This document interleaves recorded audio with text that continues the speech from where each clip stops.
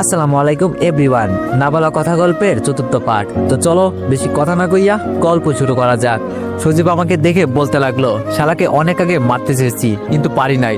শালা খালি দল বেঁধে হাঁটে, আজ পেলাম তাই মেরে দিলাম। তুই যদি বেঁচে থাকিস তাহলে তুই সম্পত্তির ভাগ চাইবি, তাই তোকে উড়িয়ে দিলাম। ছেলেগুলো বলল, বস সে যদি বেঁচে দেয় তাহলে তো।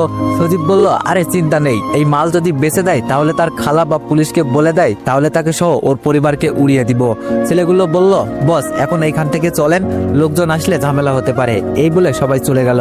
এইদিকে এইসব শুনে আমার চোখ জোড়া আস্তে আস্তে বন্ধ হতে লাগলো। হয়তো আর কখনো এই পৃথিবী দেখা হবে না, হয়তো আর ভালোবাসার মানুষকে দেখা হবে না, হয়তো আমি আমার বাবা মার কাছে চলে যাব, হয়তো সজীবের কথাগুলো শুনবার জন্য এতক্ষণ আল্লাহ আমাকে মারেননি।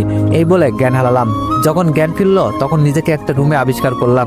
চোখ মিলে দেখতে লাগলাম এবং বুঝতে পারলাম এটা হাসপাতাল। তখন একটা নার্স আমার রুমে প্রবেশ করলো আর আমাকে দেখলো জ্ঞান ফিরেছে, তাই সে আর দেরি না করে ডাক্তারকে ডেকে আনলো। ডাক্তারের পিছনে তাকিয়ে দেখি খালার ঋতু দাঁড়িয়ে আছে আর ডাক্তার আমাকে বলতে লাগলো, 1 বছর পর আপনার জ্ঞান ফিরলো। আমি বললাম, ডাক্তার আপনি এসব কি বলছেন? ডাক্তার বলল, আমি ঠিক বলতেছি, আপনার মাথায় আঘাত বেশি জোরে লাগার কারণে আপনি কোমায় চলে যান। আচ্ছা আপনি এখন মোটামুটি ঠিক আছেন, কারণ আপনার শরীরে যে আঘাত ছিল তা এখন 1 বছরে সেরে গেছে। এই বলে ডাক্তার কিছু চেকিং করে চলে গেল।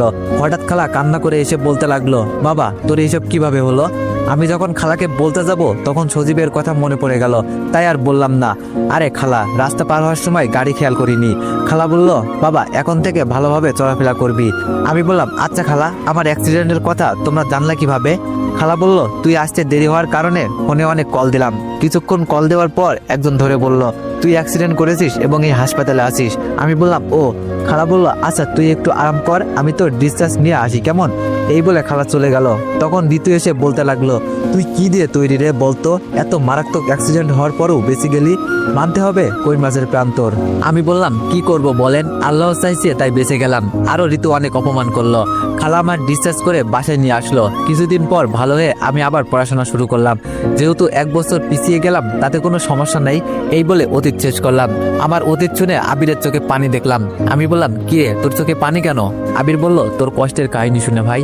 আমি বললাম, আচ্ছা বাদ দে, সেগুলো হচ্ছে তার মনে রাখতে চাই না, চল বাসায় যাই, তাই মনে